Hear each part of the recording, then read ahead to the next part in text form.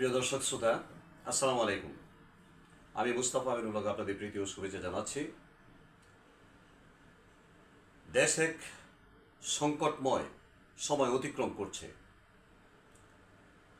আর এই সংকটের জন্য আপাতত যারা দায়ী সেটা হলো এনসিপি, ন্যাশনাল সিটিজেন পার্টি অথবা ন্যাশনাল চিলড্রেন্স পার্টিও বলা যেতে পারে। কারণ ওদের যে বয়স, তাদের যে পার্সোনালিটি, এইগুলো নিয়ন্ত্রণ করার মতো বয়স, নিজেদেরকে নিয়ন্ত্রণ করার মতো বয়স এদের এখনো হয়নি। কথাবার্তার মাধুর্যতা নেই, ছোট ছোট মুখে বড় বড় কথা বলা মানুষকে বিগড়িয়ে দিচ্ছে দিনের পর দিন। গত 2-3 দিন আগে সেনাপ্রধান যে মিটিং করেছেন সেনাবাহিনীদের উচ্চ পদস্থ কর্মকর্তাদেরকে নিয়ে, উনি যা বলেছেন অত্যন্ত গুরুত্বপূর্ণ কথাগুলো গুরুত্বপূর্ণ সময়ে বলেছেন। উনি নির্বাচনের কথা বলেছেন, ডিসেম্বরে নির্বাচনের কথা বলেছেন, কারণ নির্বাচন জরুরি। ওনারা উপদেষ্টাবৃন্দ, ওনারা ক্ষমতায় বসেছেন, ওনারা চান না দেশে নির্বাচন হোক। দেশে নির্বাচন হইলে ওনারা ক্ষমতায় থাকতে পারবেন না। যে 2-1 উপদেষ্টাকে বসিয়েছেন বিভিন্ন সেক্টরে, ওরা এগুলোর উপযুক্ত নন। ইউনিভার্সিটি থেকে পাস করলে একটা লোক শিক্ষিত হয়ে যায় না। আমি আরো বলেছি, কবার বলেছি, দেশে আমরা যারা গ্রামে গঞ্জে সাধারণ মানুষের সঙ্গে বসবাস করি, কিভাবে মানুষ লাঞ্ছিত হচ্ছে। কোনো এলাকার কর্ণধার নেই, কোনো গার্ডিয়ান নেই, কারো কাছে তাদের অভিযোগ করার কোনো জায়গা নেই। অসহায় মানুষ। চাঁদাবাজি চলছে বিভিন্ন দিকে, বিভিন্ন রাজনৈতিক দল চাঁদাবাজি করছে, নতুন রাজনৈতিক দলের নামে চাঁদাবাজি হচ্ছে, নির্যাতিত হচ্ছে মানুষ। নির্বাচনের কথা শুনলে এনসিপি মাথা খারাপ হয়ে যায় ওদের। কারণ কি, আপনাদের কথায় দেশ চলবে? আপনারা আন্দোলন সংগ্রাম করেছেন, প্রসবায় আন্দোলন সংগ্রাম করেছে। 1971-এ যারা যুদ্ধ করেছে কজন দেশ চালাতে পেরেছে? 1975 পর্যন্ত যারা সশস্ত্র সংগ্রাম করেছে তৎকালীন সরকারের বিরুদ্ধে, 1975-এর পরে তারা কজন দেশ চালাতে পেরেছে?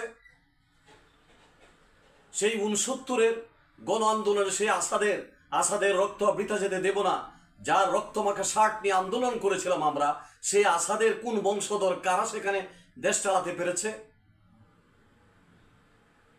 1971-এ স্বাধীনতা যুদ্ধে যারা যুদ্ধ করেছে, যারা ফিল্ডে থেকে যুদ্ধ করেছে, তারা কজন দেশের মন্ত্রিত্ব নিতে পেরেছে? উপদেষ্টা, মন্ত্রী ইত্যাদি হওয়ার জন্য যোগ্যতা চাই। আপনারা আজ অবধি সংস্কারের কথা বলেন, কি সংস্কার করতে পেরেছেন? বিগত 10 মাস চলছে সংস্কারের নামে। আপনারা চাচ্ছেন কিছুদিন ক্ষমতায় থাকার জন্য। নির্বাচিত প্রতিনিধি ছাড়া একটা দেশ এভাবে চলতে পারে না, হয় না।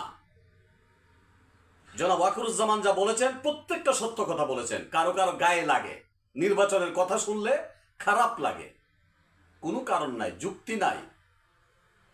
নির্বাচিত প্রতিনিধিরাই বড় বড় গুরুত্বপূর্ণ সিদ্ধান্ত নেওয়ার অধিকার রাখে। আপনারা কারা? আপনারা কারা? আজকে যারা আপনাদের সেই সব কথাবার্তার বিরোধিতা করছে, তারা এই দেশের মেজর পার্ট। তাদেরকে বুঝতে হবে, মুখে যা আসবেন তা বলে ফেলবেন।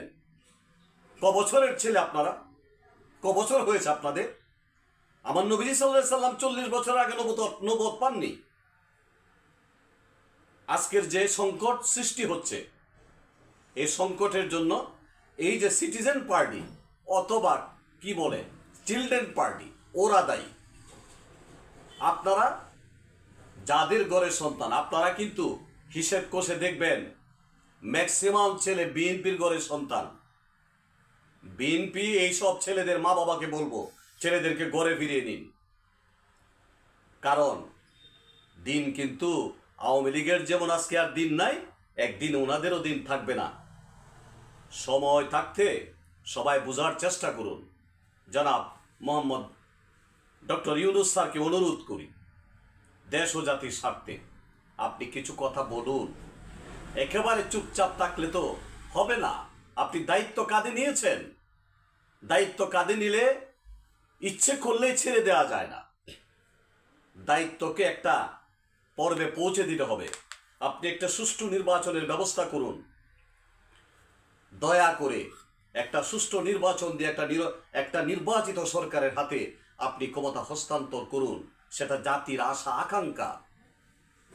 জনাব ওয়াকারুজ্জামান সহ অন্যান্য রাজনৈতিক দলের নেতৃবৃন্দ, আমরা সাধারণ মানুষ, গ্রামের চুলুপুটি, আমরা বুঝি মানুষ কি চায়।